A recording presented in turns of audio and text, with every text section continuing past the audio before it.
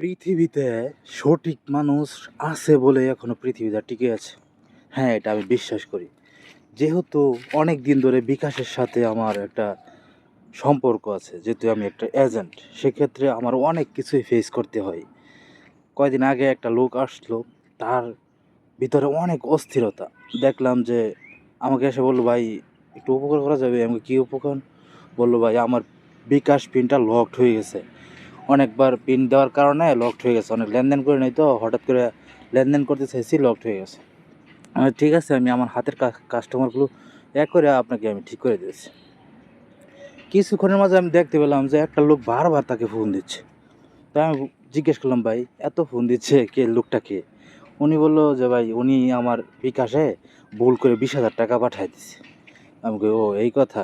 আমি কই, "আপনি কি আইডি কার্ড আনছেন?" "হ্যাঁ ভাই, আইডি কার্ড আনছি।" "ঠিক আছে, আমি ঠিক করে দিচ্ছি।" ওই লোকটা আবার ফোন দিল। আমি বললাম, "আমাকে আমার কাছে দেন।"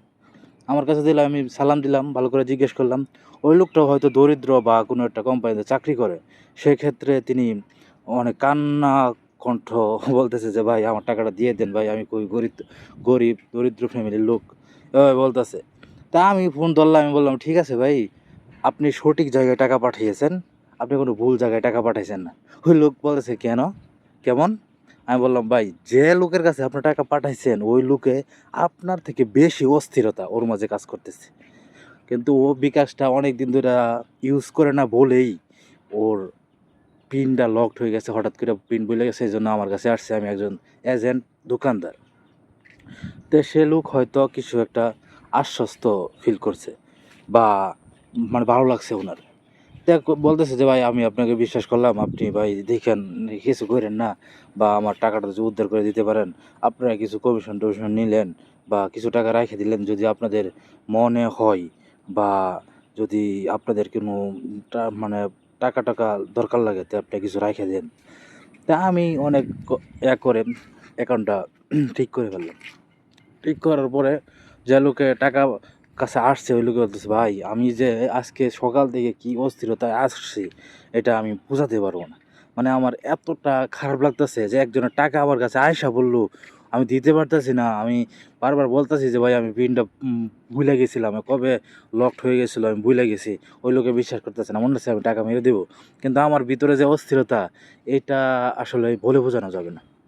আচ্ছা, আমি বিকাশটা ঠিক করে দিলাম। ঠিক করে দেওয়ার পরে ওর নাম্বারটা, যে নাম্বারে টাকা আসছে, ওই নাম্বারে আবার টাকা পাঠিয়ে দিলাম। ওই লোকে আবার বারে ফোন দিচ্ছে যে, "ভাই, কিছু টাকা আপনারা রাইখা দেন।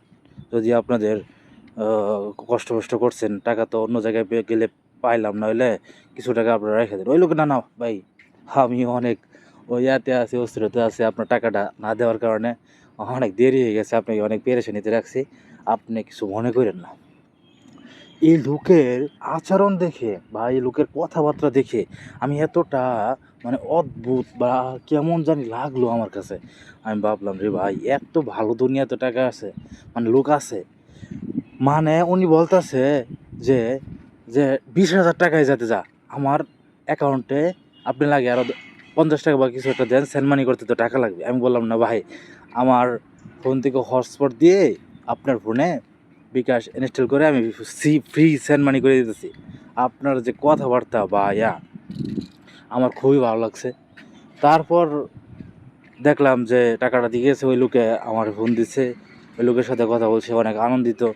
মানে অনেক, কী বলবো, বাসায় বোঝাতে পারবো না। 20,000 টাকা তো ভাই, একটা সাধারণ মানুষের 20,000 টাকা অনেক কিছু। যাই হোক, যাদের এভাবে বিকাশে বা নগদে টাকা ভুলে চলে যায়, তারা অবশ্যই নিকটস্থ থানায় যাবেন, জিডি করবেন।